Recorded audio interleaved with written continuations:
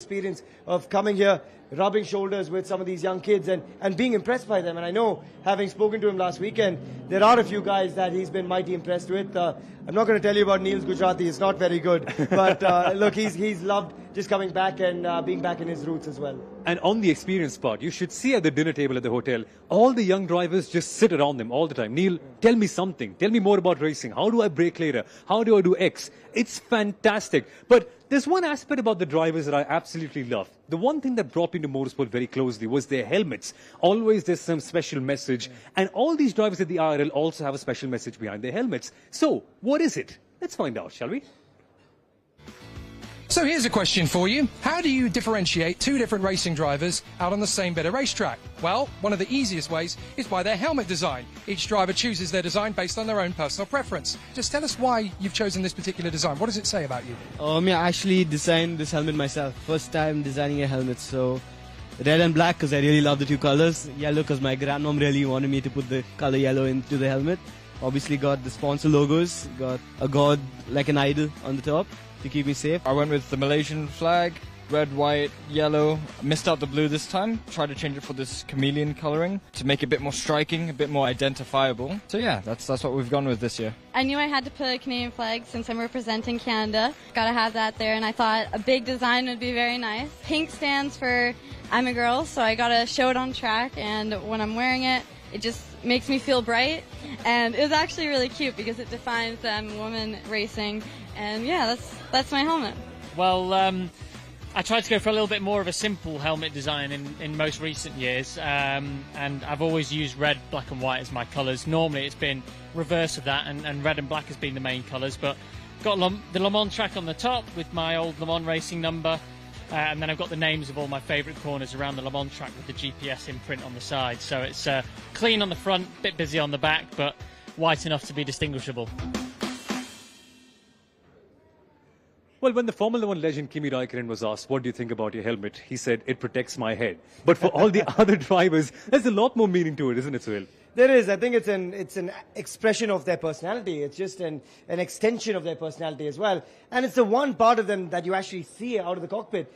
To everyone that's on track, look at that. You know that's John Lancaster. You've got that flag on the side of his helmet. Instantly, that is the personality that straight away pops up. It is the one part of the driver that every fan can identify a car from, a driver from. And I think it's such an important part of a driver's personality, from all the way here in the IRL through to Formula One or any other racing series in the world. There's a reason that a lot of drivers do such a detailed job. You see a lot of the Formula One drivers running contests for fans to be able to pull off a helmet for them and draw a helmet out for them. You'll see special liveries for certain Grand Prix like Monaco or Abu Dhabi or under the light at Singapore. So it is a really nice part of the sport to me, and I think it's very, very special. And Suhail, you've had a few helmet stories. Your brother Karun raced in Formula One, and I personally grew up watching that helmet. It's my favorite, but you're telling me you actually stole it once, did you?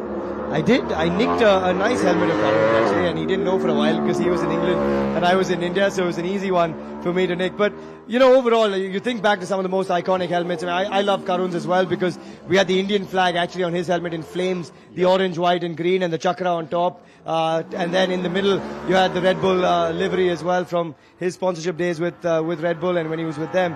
So for me, I think obviously, that helmet has a lot of semblance and memory because also I've got it parked with me at one point.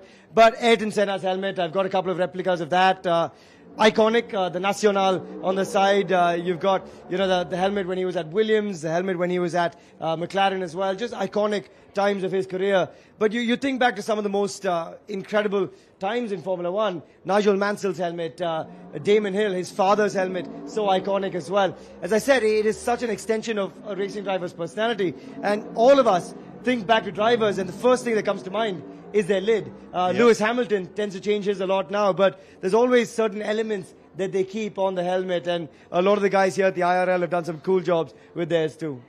I want to talk about Anind's ready for a second because he's got his child's palm prints on the back of his helmet, and it is beautiful. It literally shows you what the driver is all about, what they value in life. Absolutely, and I think it's also something that lifts them, right? When you see your helmet for the last time before you pop it on, that's often the last thing you're looking at outside of the inside of the car. So to you, that's just a little reminder of what's important in life. It could be anything. For Anandit, it's his young child, and it's a lovely reminder before he gets in the car of what is special to him. Whether he wins or loses, he knows that's an element of his life that will always remain a part of him. So there are things that are more important in life at times as well, and I think a lot of drivers make sure that that's on the helmet. Sebastian Vettel is someone who does the same as well. So it's a really special part of the sport. It's a one way that drivers can actually express themselves while they've got that, iced vein look under the lid. You don't know what they're expressing under that visor, but it's just so nice to see some of the helmet designs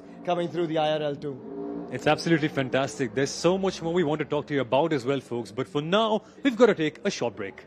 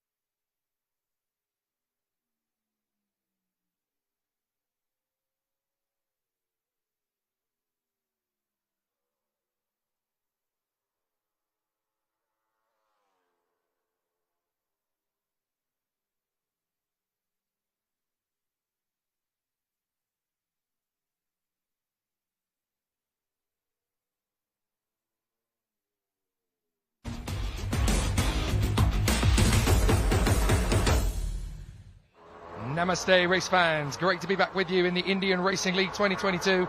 I'm Jake Sanson, your series commentator, and it is great to be watching actual live pictures of the Hyderabad race circuit in full swing. Pre-practice is underway, and obviously the drivers are trying to get to learn this circuit for the first time. You're watching John Lancaster, who already has a podium to his name a week ago on the Madras International Circuit at Aurangabad, just on the outside of the city of Chennai. You can see just how physical this circuit is as he passes by Hussain Sagar, the lake side on the exit of turn one, and then they come up to this hairpin just passing the Lumbini Park. And it is a very tight hairpin, but you can get a decent overtake there if you plant it nicely. Past the Reddy statue as they come through there up towards the very tight left-hander, which is affectionately already being known as the Garden Gate. And they come through into that square left. It gets very physical at this point as they come up to the matcha tree, which again the drivers have already started affectionately referring to as the tree house, because it's a bit of a play area for young children in that particular area of the world. They work their way through past the theme park on the inside line.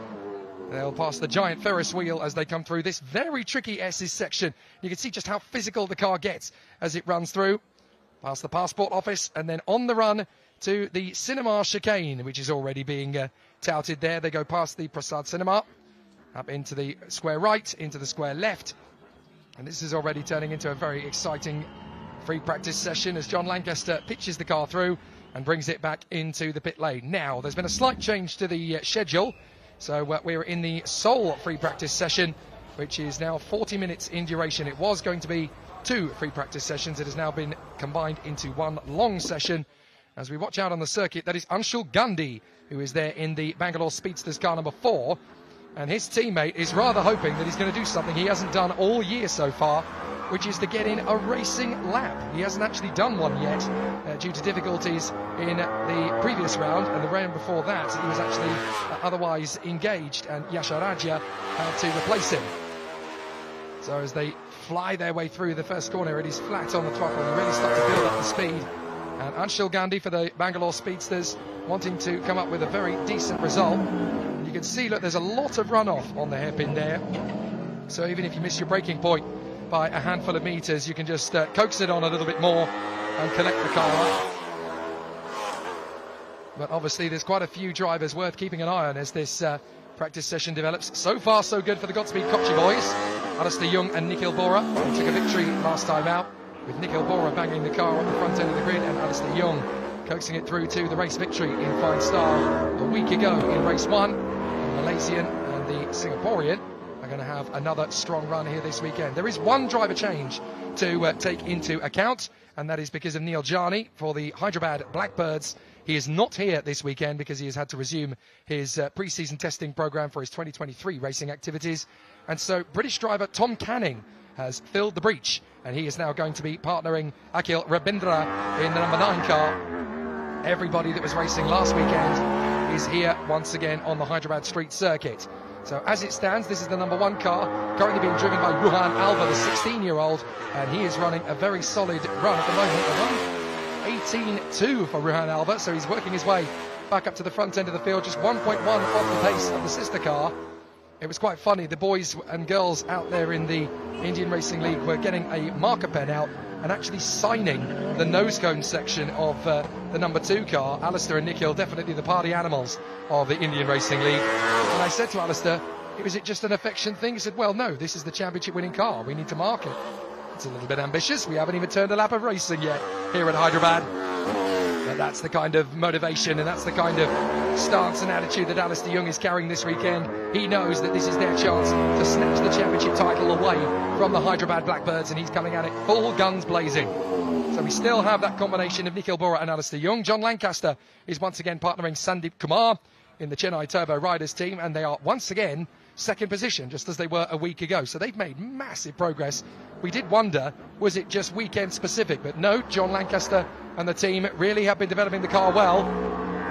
So John Lancaster now up into second position and has come into the pits. Oliver Webb and Anshul Gandhi showing the number 3 Bangalore Speedsters car. They're only a second away in free practice at the moment. So they are there in third position. Oh, up to the top has come Ruhan Alva. So Ruhan Alva has outpaced his teammate in the sister Godspeed Kochi car by 0.098 of a second. That is a statement for Ruhan Alva. And obviously it's the number 1 car that does. Oh dear, oh dear. Now Ruhan Alva losing the back end of the hairpin.